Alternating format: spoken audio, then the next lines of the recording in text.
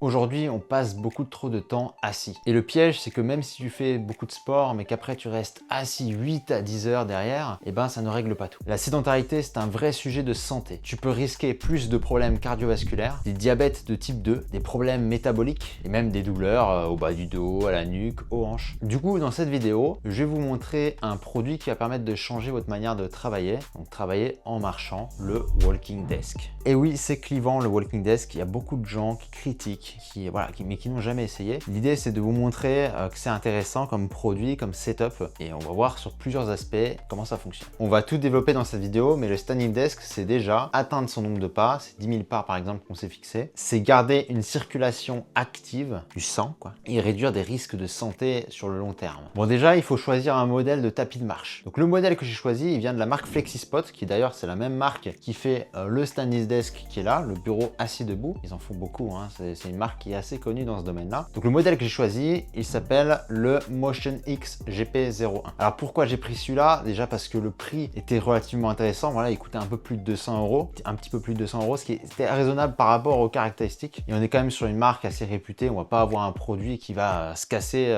au bout de quelques utilisations. Donc c'est un produit compact. Voilà, on peut le glisser directement en dessous de son bureau. Ça prend peu de place. C'est l'idée, hein, voilà, pour ensuite le ranger de manière assez simple aussi. On a donc une petite télécommande qui va nous permettre de contrôler le tapis. Voilà, parce que forcément, on est sur un tapis plat, il n'y a pas de bouton dessus. Bon, c'est logique, quoi, sinon c'est pas pratique, hein, de pas mettre sous le bureau. Donc il faut une télécommande qui va nous permettre de contrôler ce tapis-là. Donc sur cette télécommande, on a plusieurs boutons. On a un bouton pour allumer le tapis, voilà, pour qu'il démarre. Voilà. Donc là, si je le démarre, bah, je vais marcher en arrière parce que je suis dans le sens inverse, donc ça va être un peu compliqué, quoi. Et on a le choix des modes. On va pouvoir changer en fait la vitesse. On a plusieurs vitesses possibles de 1 km/h à 6 km/h. Mais évidemment, 6 km/h, c'est vraiment beaucoup, hein. Donc pour certains usages, ça va être compliqué. Les usages de précision, vous allez utiliser beaucoup votre clavier et votre souris. On va pas pouvoir du tout monter à des vitesses comme ça. C'est pour ça qu'en général, on va avoir une vitesse beaucoup plus faible. Mais ça, je vous en reparle après. Après, on a d'autres boutons, hein, pour les modes, pour les programmes. Et surtout, voilà, on a des boutons plus-moins pour augmenter, diminuer la vitesse et compagnie. On a un écran qui va nous afficher des petites informations, notamment la vitesse qu'on a choisie. On va avoir également le temps, la durée, depuis combien de temps on est en train de marcher. Donc ça, c'est pratique aussi. La distance qu'on a parcourue et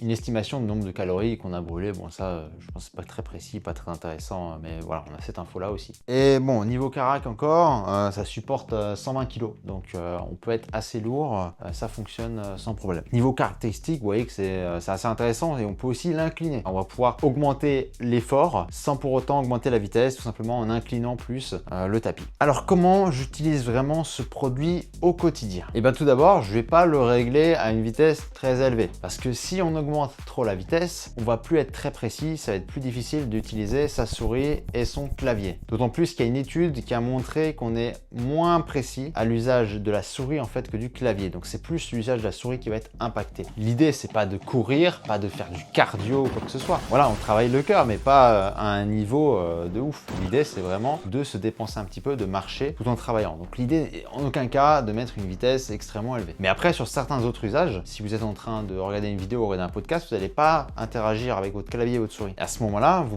pourrez augmenter la vitesse. Mais il y a aussi un temps d'adaptation. En fait, à force d'utiliser le Walking Desk, vous allez voir que ça va être plus simple finalement d'utiliser votre clavier et votre souris dans cette configuration-là. Donc en général, la vitesse que je trouve très intéressante et qui a été prouvée d'ailleurs par des études, c'est 2,25 km/h. A priori, c'est le bon compromis, quoi, en termes de vitesse. Donc c'est une étude de 2012 qui montre ça. Et donc là, ils ont comparé plusieurs vitesses différentes afin de voir laquelle impactait le plus la précision. Un des problèmes des tapis de marche, c'est clairement le bruit. Bah oui, c'est quand même bruyant. La marque FlexiSpot, ils disent que là, c'est silencieux. Bon, ça fait quand même du bruit. Alors peut-être silencieux par rapport aux autres modèles, mais bon, j'en suis pas sûr. La solution, c'est quoi alors? C'est utiliser un casque ou des écouteurs à réduction de bruit active. Pour simplement annuler le son de ce tapis, réduire ce son fortement et pour quand même être concentré, pour travailler correctement. Parce que franchement, voilà. Donc moi perso, j'utilise le AirPod Max. Comme ça, on est tranquille niveau bruit. Ensuite, le problème, c'est le comptage de pas. Si on veut compter ses pas, moi, ce que j'aime bien utiliser, c'est d'habitude, mon Apple Watch, quoi, une montre connectée. Bon, forcément, l'Apple Watch, elle ne va pas capter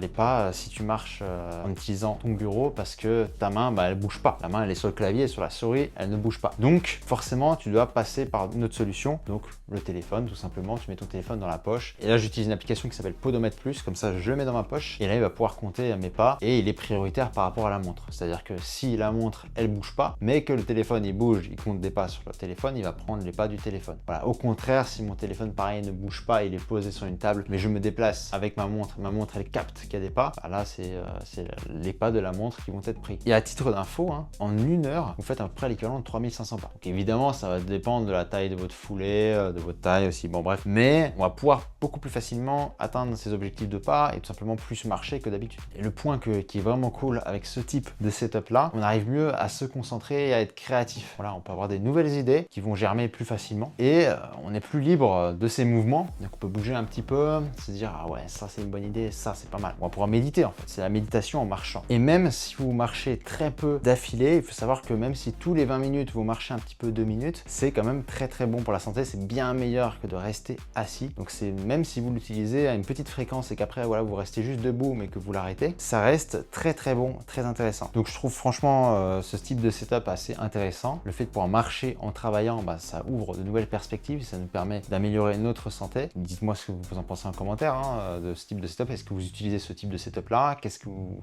faites comme setup? Et n'hésitez pas à vous abonner, à liker la vidéo et on vient d'atteindre les 1000 abonnés donc c'est très très cool. On se dit ciao et à une prochaine vidéo.